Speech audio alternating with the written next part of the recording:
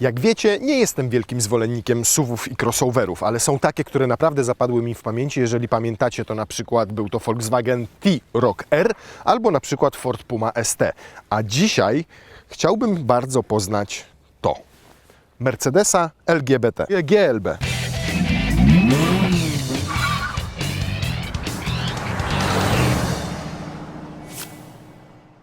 To coś pomiędzy Mercedesem GLA i GLC, ale tutaj oczywiście nie mamy takiej zwykłej wersji z oznaczeniem D na końcu albo ze zwykłą benzyną, tylko to jest wersja z oznaczeniem AMG 35.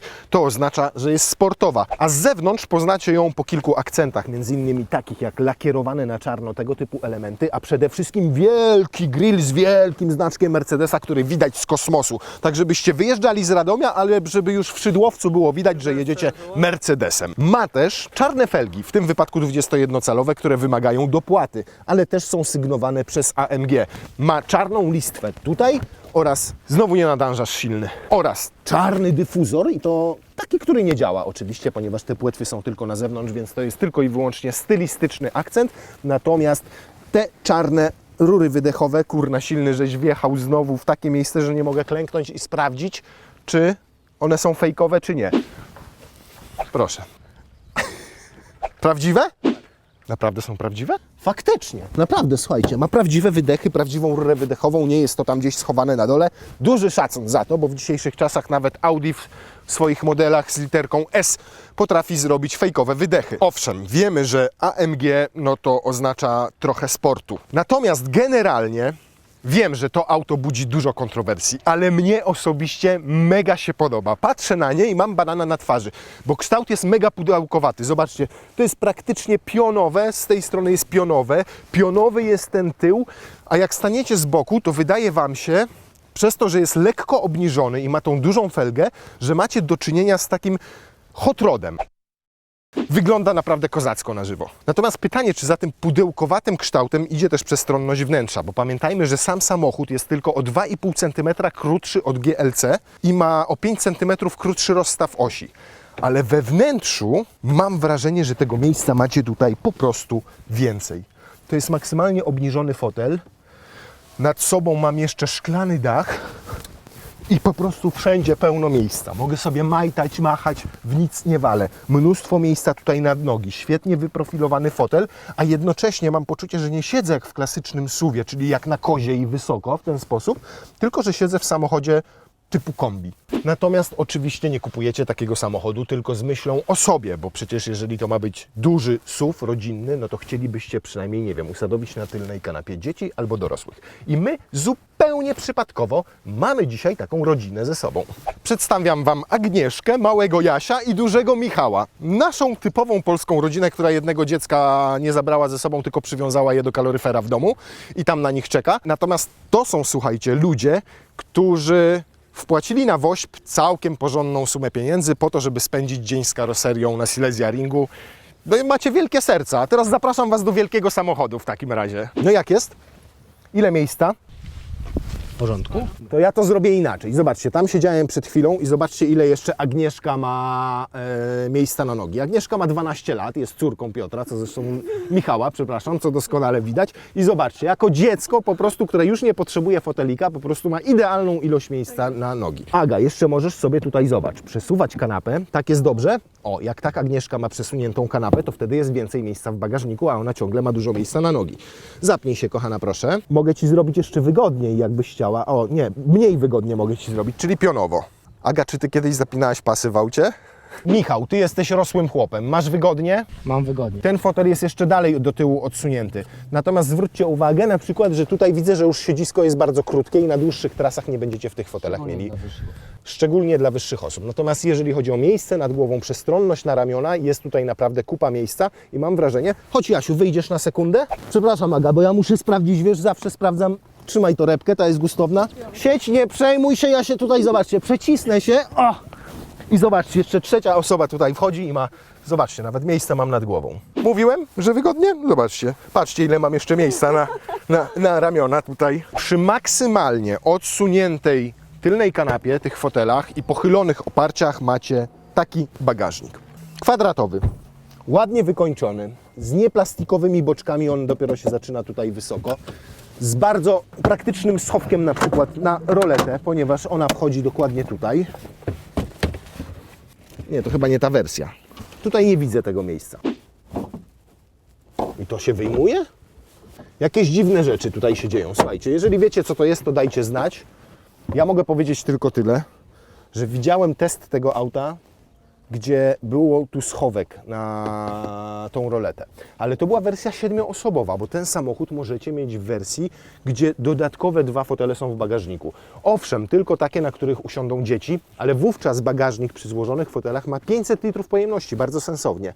Tu w wersji 5-osobowej ta pojemność bagażnika to 570 litrów. Przy czym wydaje mi się, że to jest 570 litrów, ale przy tych fotelach odsuniętych maksymalnie do przodu.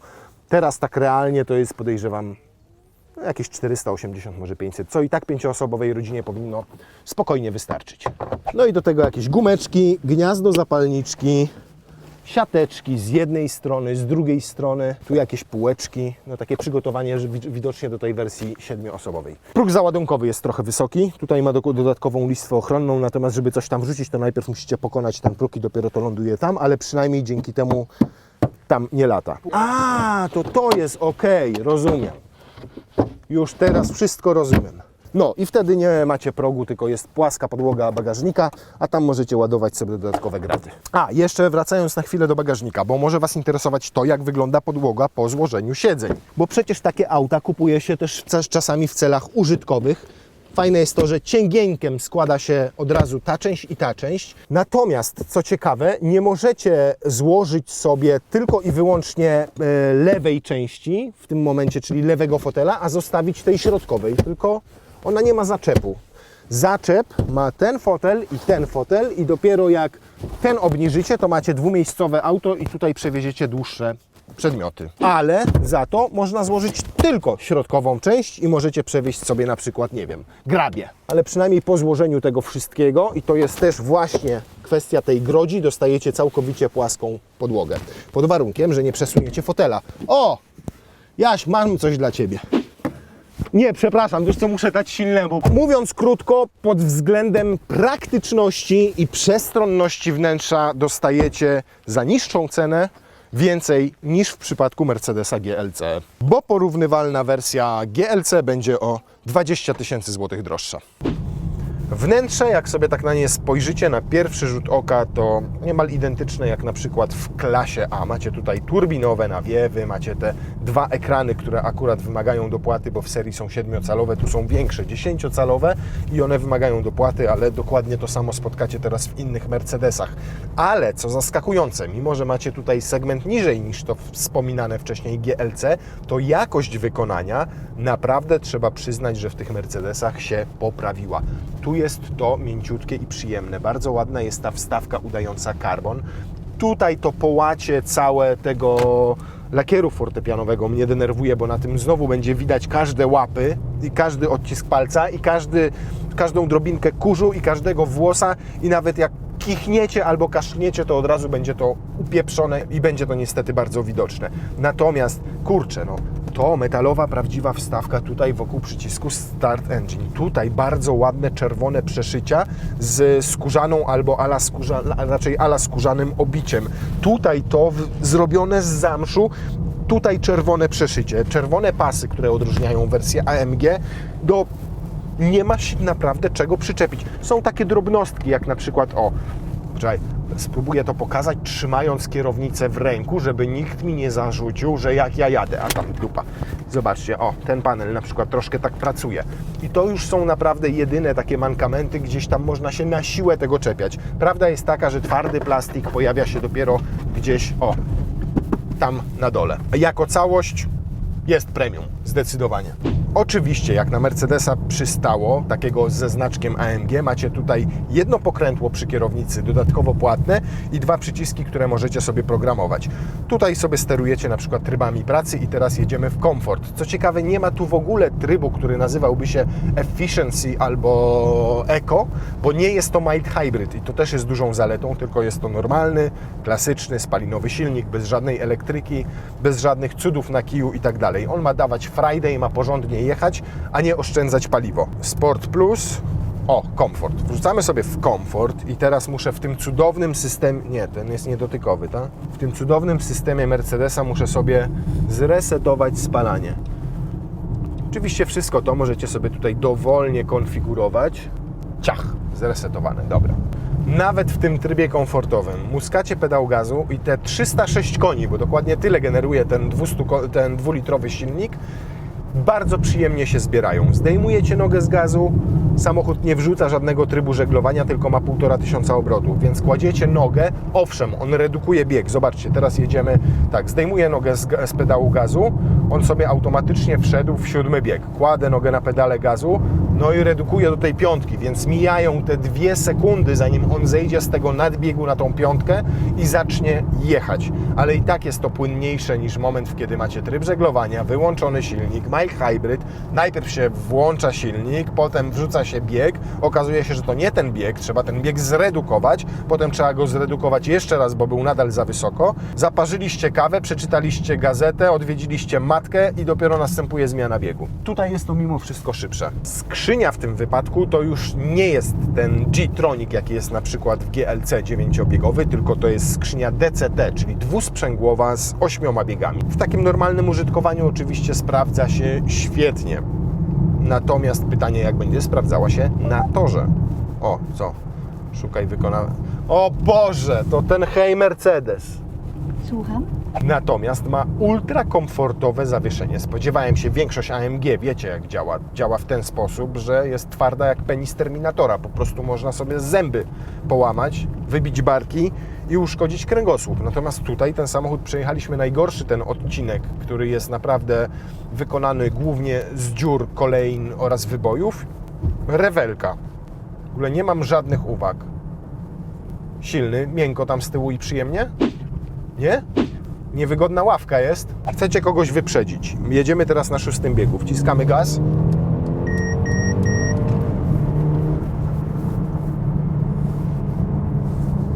Nie mam uwag. Nawet trochę momentami rasowo brzmi ten wydech, mimo że nie możecie tutaj zamówić żadnego sportowego, żadnego aktywnego. Nie ma tutaj lornetki, którą moglibyście cokolwiek zmienić. Macie tylko nastawy zawieszenia, skrzyni biegów, kontroli trakcji i to wszystko. Sama kierownica też jest tutaj inna niż w normalnych Mercedesach, bo jest oczywiście z pakietu AMG, jest lekko zamszowa, natomiast to też nie jest dobry pomysł, bo samochód ma 17 000 przebiegu i zobaczcie na tej części zamszowej, jakie widać już zużycie materiału. Ona owszem, lepiej leży w dłoniach, fajnie, jest mięsista, jest spłaszczona u dołu, dodatkowo lekko spłaszczona po bokach, ale wolałbym po prostu z pełnej skóry. Szczególnie, że tego samochodu nie będziecie używali głównie na torze, a jednak głównie w normalnej jeździe. I muszę przyznać, że w tej normalnej jeździe całkiem fajnie się sprawdza. 100, 110 na autostradzie, jak widać. I jedzie bardzo przyzwoicie. Jest cicho, jest komfortowo. Jako SUV do codziennej jazdy sprawdza się naprawdę super. Średnie zużycie paliwa też jest akceptowalne. 9,5 litra teraz nam wyszło. Przejechaliśmy ile kilometrów? Całe 6. Mówiąc krótko, w codziennym użytkowaniu, jak normalnie jeździcie, czy to po mieście, czy bocznymi drogami, ten samochód po prostu jest neutralnym, normalnym SUV-em, pozbawionym agresywności, pozbawionym takiej nagłości, jakiejś brutalności. Po prostu jeździ jak GLB 200, czy tam 250, nie wiem jakie tam są normalne benzynowe silniki. Chyba zupełnie normalny układ kierowniczy. Nie jest ani trochę agresywny. Średnie spalanie teraz 10,9 litra. I trzeba przyjąć, że jednak te 306 koni i 400 newtów będzie swoje musiało wypić. Podejrzewam, że to będzie takie właśnie 9-10 litrów paliwa na 100 km. Średnio. W mieście bardziej 11-12 litrów. Natomiast czy to dużo? Z jednej strony macie przecież SUV-a, który też lekki nie jest, bo waży ponad tonę 700. Z drugiej strony macie tę moc i teoretycznie 5,2 sekundy do setki, więc ja bym uznał ten wynik po prostu za akceptowalny. Natomiast zaskakujące jest naprawdę to, że większość z tych samochodów ze znaczkiem AMG, nawet ta A-klasa AMG są takie sztywne, komfortowe, trochę brutalne, trochę nieokiełznane, to tutaj dostajecie normalnego SUV-a. Samochód powstaje w Meksyku, ale paradoksalnie to bardzo dobrze, bo Meksykanie słyną z tego, tamtejsze fabryki motoryzacyjne, że te samochody robią porządnie. Znowu kokaina? Włączę sobie asystenta jazdy. Czekaj, gdzie tu jest? Set. O, i proszę bardzo, jest asystent pasa ruchu. Ja pierniczę. Uwaga, poczekaj, krawędzi. A ty! Mówiłem, że dostałem kokainę. Wiemy, że mamy tutaj naprawdę fajnego SUV-a, dynamicznego, ładnego, przestronnego, dobrze wykonanego do tego, żeby jeździć nim po prostu na co dzień i czerpać z tego przyjemność. Ale pytanie, bo przecież ten znaczek AMG zobowiązuje. To jeszcze raz sobie przypomnijmy. Mercedes AMG 35. Kiedyś byśmy powiedzieli, że to 3,5 litra pojemności. Dzisiaj to raptem 2 litry pojemności, ale z tych 2 litrów wyciągnięto tutaj 306 koni mechanicznych i 400 Nm. Więc jest naprawdę całkiem nieźle. Oprócz tego mamy skrzynię biegów, ale to jest... Cicho bądź, tam będziesz teraz mi co? Nie jeździć po torze, milcz! Oprócz tego mamy tutaj 8-biegową skrzynię biegu, ale to nie jest ten G-Tronic Shiftmatic, jaki występuje w innych Mercedesach, tylko tutaj mamy skrzynię DCT dwusprzęgłową, 8-biegową. Jest też oczywiście Formatic, czy tam Fumatic, jak mawiają Węgrzy, ale nie jest to też taki Formatic, jaki znamy z innych Mercedesów AMG, ponieważ opiera się na Haldexie, czyli macie głównie napęd naprzód, a w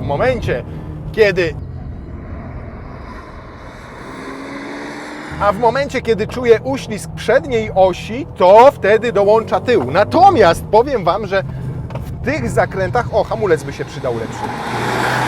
Natomiast powiem Wam, że w tych zakrętach ten napęd na 4 koła tutaj daje całkiem sobie nieźle radę. Owszem, czuć ten środek ciężkości. Kurde! Tnie go ESP, mimo że jest wyłączony teoretycznie. Muszę zjechać sobie do pit lane'u i spróbować go wyłączyć jeszcze raz. Natomiast niesamowicie działa ten Haldex, bo autentycznie jak dodajecie gazu w zakręcie, to owszem, nie ma tendencji do wypychania tyłu z zakrętu, do takiej typowej nadsterowności, ale nie ma też tendencji do wypychania przodu, czyli nie ma tutaj ani podsterowności, ani nadsterowności. On całkiem ładnie jedzie. ESP Sport, ESP Off, czyli to jest max, jaki można zrobić. No to już wiemy, że nawet jak macie wyłączoną kontrolę trakcji, to jednak tutaj te systemy działają w ten sposób, że w sytuacji, kiedy samochód poczuje gdzieś tam uślizg, to któreś z kół przyhamuje po to, żeby Was wyprostować. Ja zwariuję z tym, hej Mercedes. Nie! Czy nie można byłoby to zaprogramować tak, że nawigacja czuje, że jestem na torze i w ogóle nie mam ochoty na rozmawianie z tą głupią babą? Słucham? O tym właśnie mówię. Czuć lekko utwardzone zawieszenie, natomiast ono nadal nie jest twarde. Zobacz, ja Cię pierdzielę. Odjęcie gazu w zakręcie spowoduje, że on delikatnie zarzuca tyłem. Jak trochę zachowuje się w takiej sytuacji jak ośka. Natomiast czuć ewidentnie, że samochód ma wysoki środek ciężkości, ponieważ w tych zakrętach się przechyla. To jest pierwsza rzecz. Druga rzecz, jak spuchł hamulec od razu. Nie ma w ogóle sportowego hamulca. Hamulec bardzo szybko puchnie przy sportowej jeździe. Czyli nie macie pełnej mocy hamowania. Musicie go schładzać przed każdym z zakrętów. O, jak mu zrobicie tak, to tam przez chwilkę zacznie uciekać ten tył, ale od razu złapie go ESP. Od razu. O, zobaczcie, wchodzę, odpuszczam mu, delikatnie zaczyna rzucać tył, kładę nogę na gazie i nie mam tego gazu, ponieważ tnie mi ten ESP w ogóle moc. Nie tylko przyhamowuje koła, ale odcina mi w ogóle, zamyka mi przepustnicę. Bez sensu. O, i widzicie? Fajnie mi lekko zarzuciło tyłek, musiałem założyć kontrę, ale miałem zamkniętą przepustnicę i nie miałem w ogóle mocy, więc przedziwacznie działa. O, teraz i lekko, no, i nie mam mocy. I to przez takie dobre 2 sekundy. Zawieszenie nadal jest lekko za miękkie. Środek ciężkości jest wysoki przez ten szklany dach, zdecydowanie. Fotele kiepsko trzymają tutaj na boki. Hamulec szybko puchnie przy długim hamowaniu ze 180 na godzinę. Owszem, on się szybko zatrzymuje, ale potem wciskam hamulec jeszcze raz. Ciśnienie w układzie hamulcowym jest już tak małe, że nie jesteście w stanie wykonać 2 szybkich hamowań jedno po drugim. Nawet w momencie, kiedy będziecie mocno hamowali, zwolnicie pedał hamulca i potem będziecie się chcieli dohamować, to już ten układ będzie spuchnięty. Natomiast w takim codziennym użytkowaniu, nie na torze, ten napęd, który tutaj jest, czyli Formatic, ale z Haldexem, da sobie radę. Dobra, uwaga, cięcie, cięcie. O, aż radio poszło. Natomiast mega szybki jest na tej szykanie jak nasuwa, bo robi tutaj 140, czyli tak jak Supra porównywalnie. Silnik kręci się do tylko 6500 obrotów. W dodatku ta skrzynia, czyli ten dwusprzęgłowe DCT, nie ma w zasadzie trybu sportowego. Trudno go tak nazwać. Wchodzę teraz w zakręt i ona nawet nie potrafi sobie odpowiednio wcześniej zredukować biegu, tylko robi to dopiero w momencie, kiedy zrobię kickdown. Więc o ile zatem ten znaczek AMG, tak jak powiedzieliśmy, do czegoś zobowiązuje, to tym razem, w tym wypadku te oczekiwania nie zostały spełnione. Jest to po prostu komfortowy, fajny, szybki SUV do jazdy na co dzień, natomiast w żadnym wypadku nie jest to auto sportowe.